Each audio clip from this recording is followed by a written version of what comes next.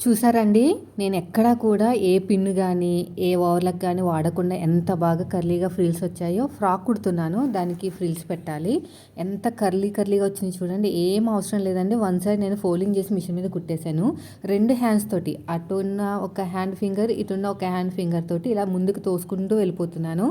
Just అలా ముందుకు తొయ్యాలి అంతే. దానివల్ల ఏంటంటే బాగా కర్లీగా వస్తదనమాట. చూసారా ఎంత బాగుందో? చాలా బాగుంటదండి. కర్లీ కింద వచ్చేస్తది. నేను అసల పీకో కూడా చేయలేదు. వన్ సైడ్ జస్ట్ ఫోల్డింగ్ చేసి మిషన్ మీద కుట్టేసాను. అది కూడా లావుగానే కుట్టాను. మరీ సన్నగా ఏం కుట్టలేదు.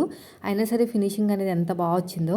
జస్ట్ ఎడమ చేతి వైపు ఉన్న ఒక ఫింగర్, కుడి చేతి వైపు ఉన్న ఒక ఫింగర్ని ఇలా అటు ఇటు పట్టుకుని ఈక్వల్గా ముందుకు తోసేయాలి. మధ్యలో ఉన్న క్లాత్ని ముందుకు తోసుకుంటూ వెళ్ళిపోవాలి. మీకు 100 మీటర్ల క్లాత్ అయినా సరే మీకు విసుగు అనేది రాదండి. ఈజీగా పెట్టేయచ్చు అనమాట.